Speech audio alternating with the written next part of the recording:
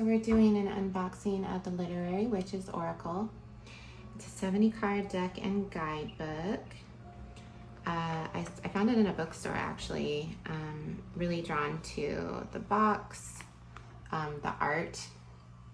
It's kind of gothy, a little bit dark, kind of vintagey. So it says, discover divination using the magic of all literary genius.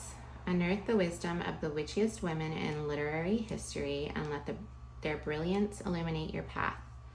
Drawn from the book Literary Witches, a celebration of magical women writers, the cards in this oracle deck bear portraits of powerful female authors and mystical spell ingredients, both full of symbolism meant to nourish the witch that lives within you.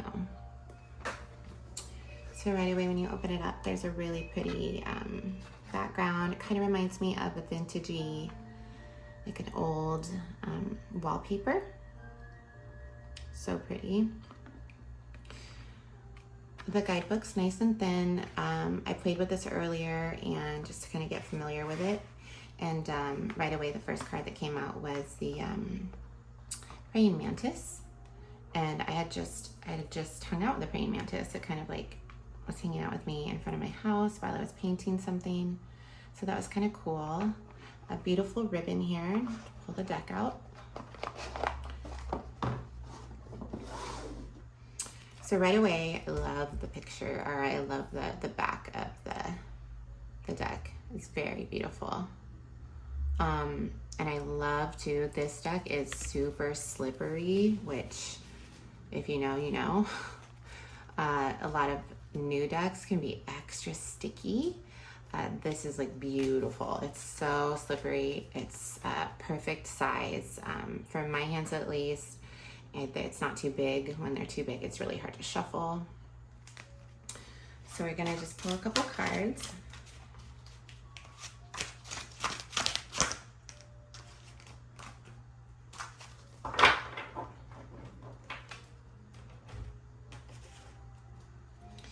So we have the boar,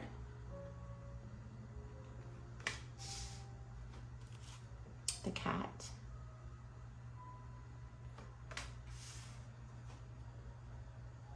Anne Carson. It says the intellect. So you can kind of see the art. I love it. She's like holding a bloody eyeball. She has a volcano in her palm. Really cool, kind of spooky art. I love it.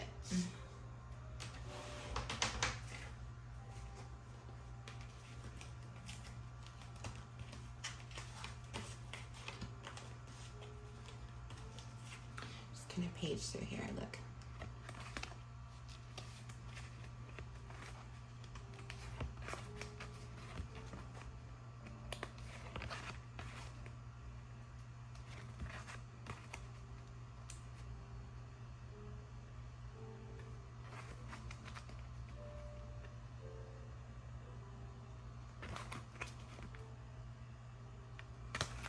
Really, really cool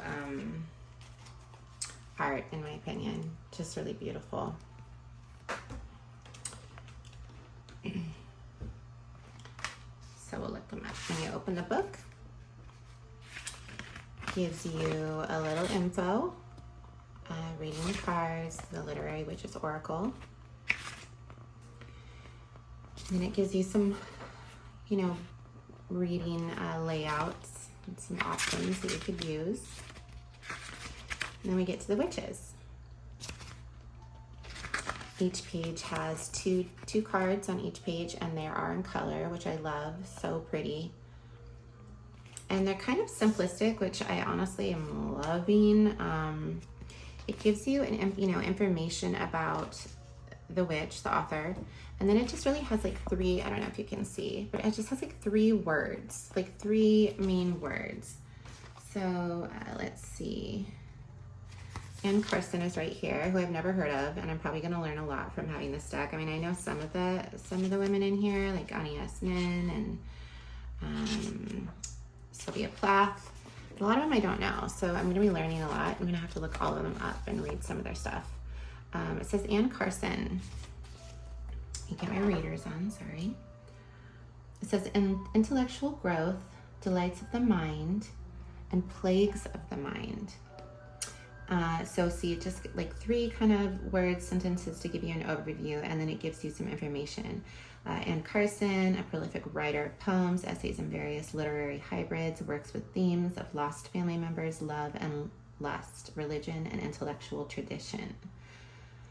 And it goes on and on. Carson is also a scholar of ancient Greek and Latin texts and a champion of fellow witches, having translated Sappho and written about Emily Bronte and Virginia Woolf. And so Sappho, that's interesting because that's the other card that we got. And I looked it up earlier, and I mean, like, I'm learning so much from this deck. Let me, maybe some of you have heard of her. I just discovered her from this deck, which is so cool. Let me give you what it says about her. So, Sappho, it says love, the beloved desire taking flight.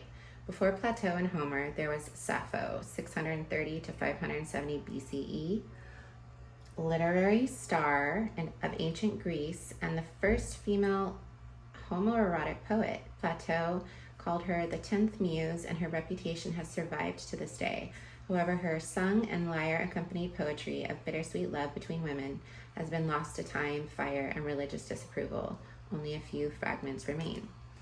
And apparently this person, who I hadn't heard of either, Anne Carson, helped bring back some of Sappho's work. So just absolutely beautiful in my opinion. And then we get to the witch's materials, which is these guys.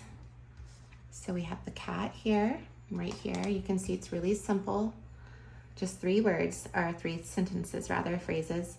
The untamed self-ownership watching is the cat. So I love how, like, you know, it doesn't give you too much information. It really just lets you and your intuition, you know, your intuition guide you.